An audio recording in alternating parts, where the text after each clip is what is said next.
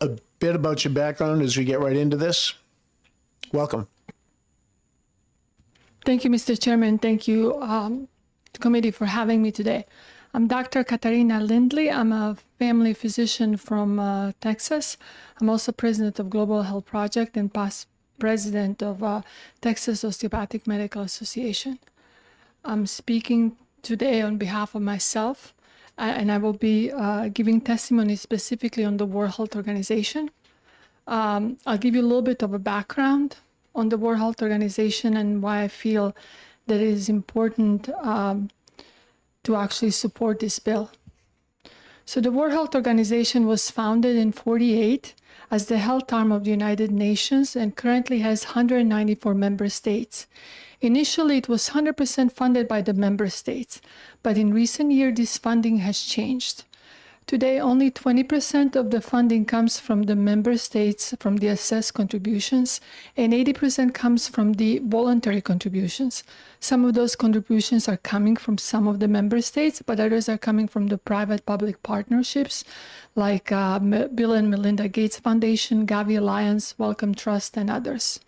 These voluntary contributions are typically earmarked for specific projects or diseases, meaning that WHO does not really have control over that part of the budget.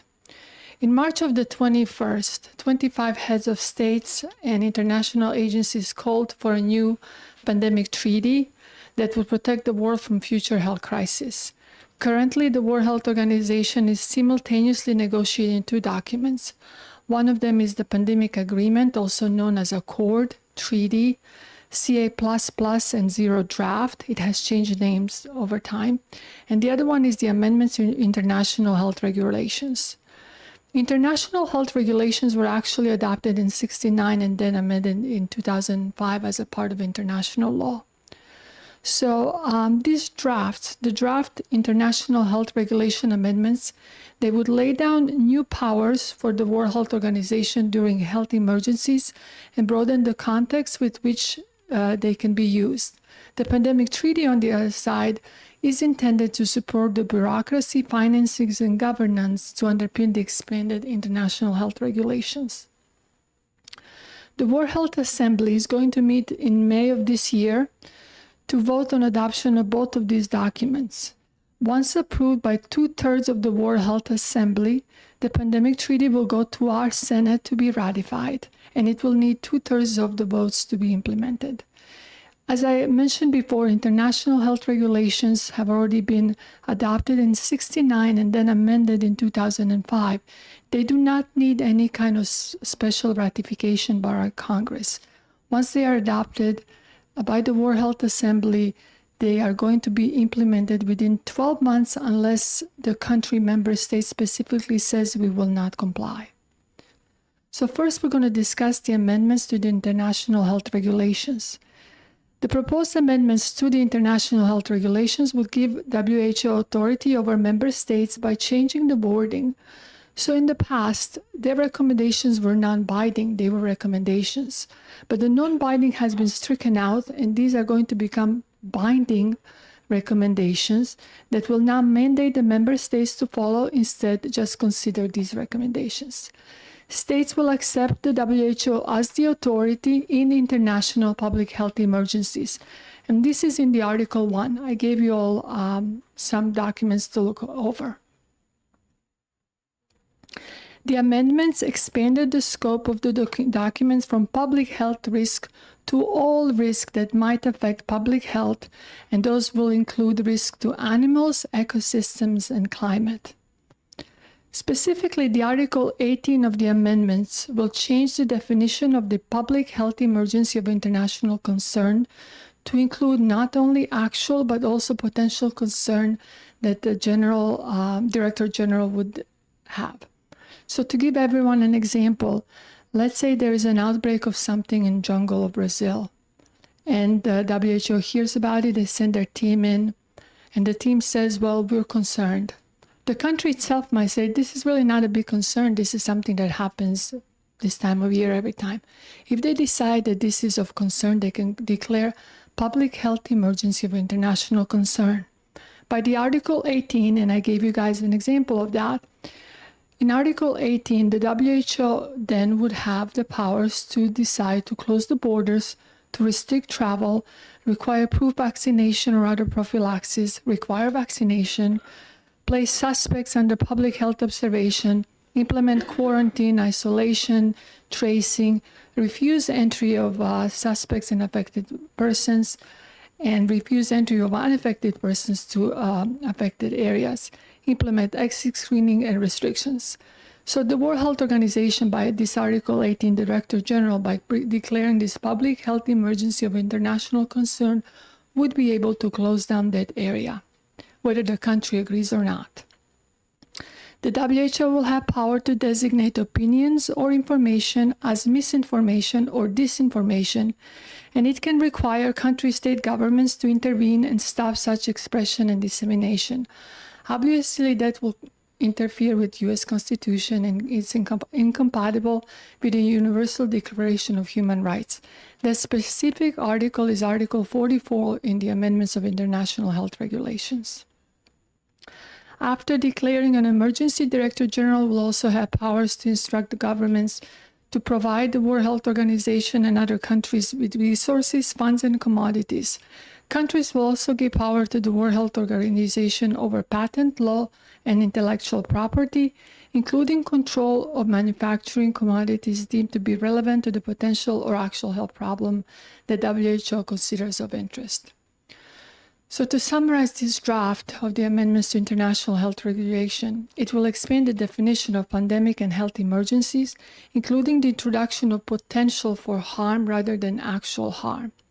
It also expands the definition of health products that fall under this to include any commodity or process that may impact on the response or improve quality of life. It will change the recommendations of the international health regulations from non-binding to mandatory instructions that the states will have to undertake and follow and implement. It will solidify the Director General's ability to independently declare emergencies. It will set up an extensive surveillance process in all states, which WHO will verify regularly through a county review mechanism.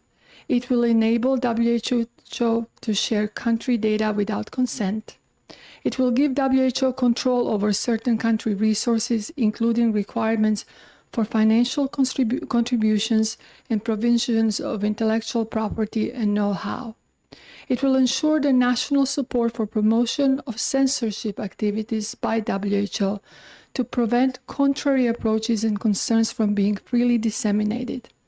It will change existing international health regulation provisions affecting individuals from non-binding to binding, including border closures, travel restrictions, confinement, medical examination, and medication of individuals.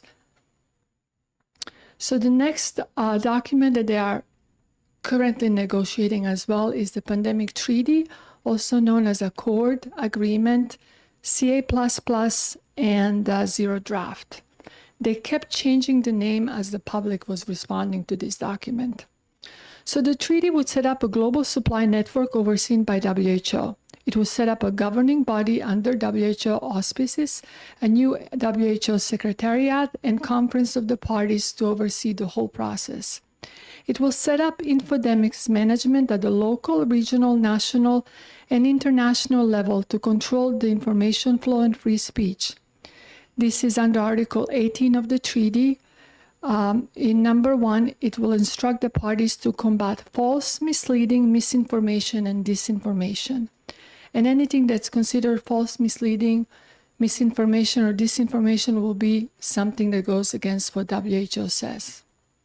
Under Article 3, number 2, states have in accordance with the Charter of the United Nations and general principles of international law the sovereign right to legislate and implement legislation in pursuance of their health policies.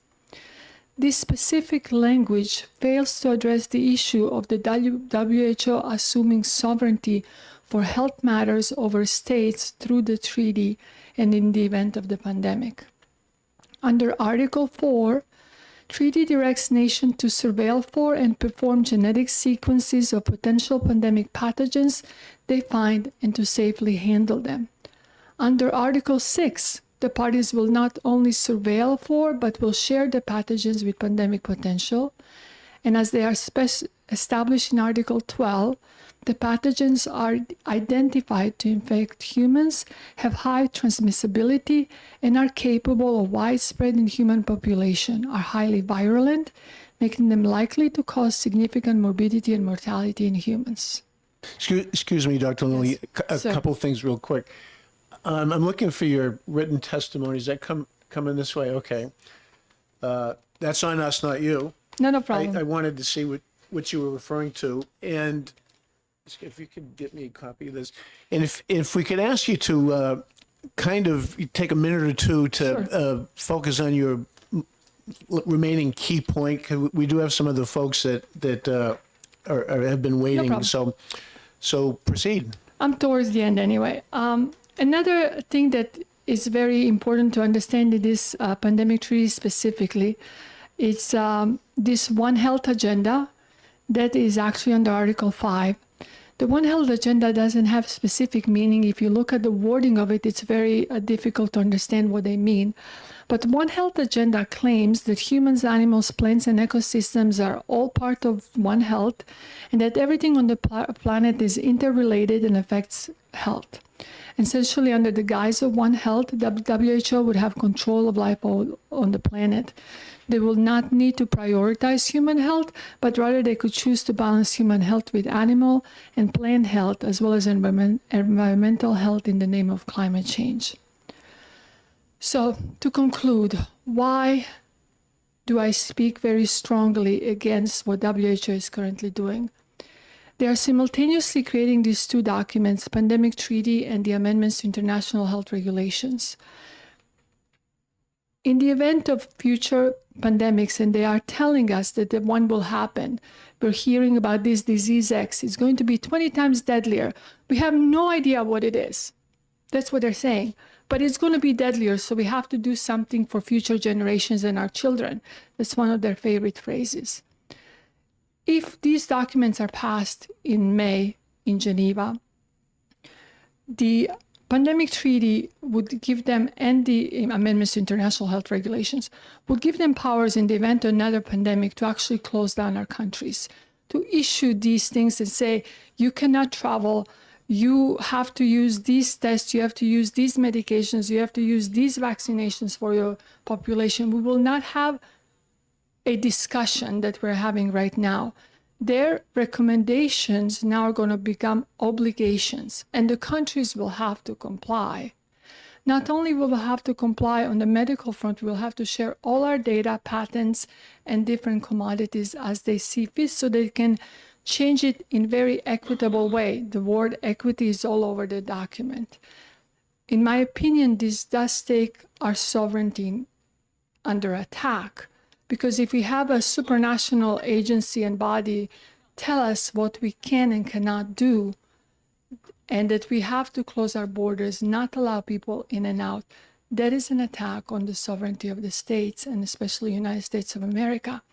And then looking at the whole censorship clause, if anyone, so if I feel that what they're telling me is not correct, that this person in front of me needs a specific treatment, but that's not the treatment that they allow, and if I say that publicly, they will consider that misinformation, disinformation, and then they require my state to censor me. And I do believe that that infringes on my freedom of speech as well. Thank you, Mr. Chairman. Thank you.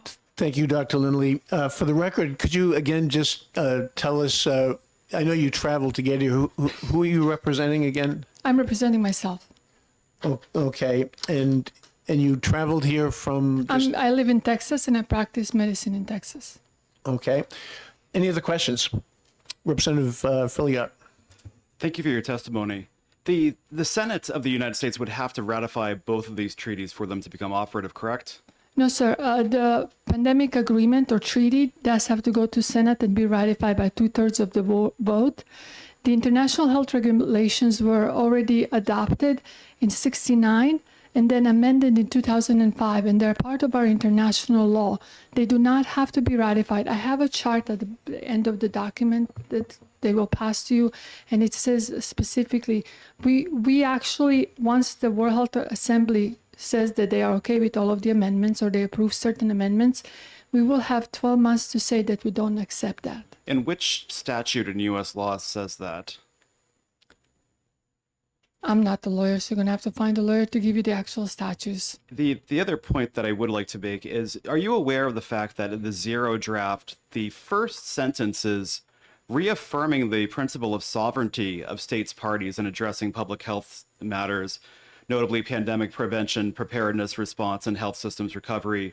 And the word sovereignty and affirming sovereignty appears 4 times throughout the document? I'm aware, but my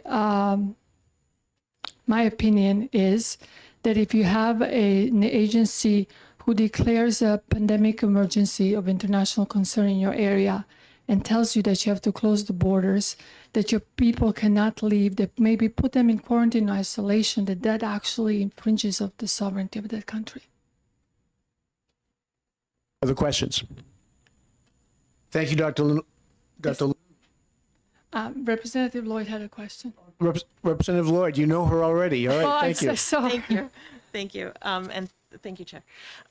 So I guess with all due respects, because I know Yes, you're a ma'am. medical professional, so wouldn't the fact that this, and I understand your concern about the infringement upon free speech, I understand that side of it, but also wouldn't this prevent situations that we had gotten into with things like unapproved treatments having happened during the COVID pandemic, things like ivermectin being taken, or bleach, or any of those types of things?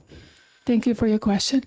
So as a physician, I treat the person in front of me, and also I am allowed to use medications that were not specifically approved for that intention, as long as I discuss with my patient risk and benefits.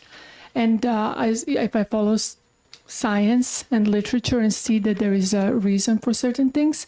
Even Dr. Fauci said that during that for coronaviruses, hydroxychloroquine is well known to work well. He said that before the pandemic.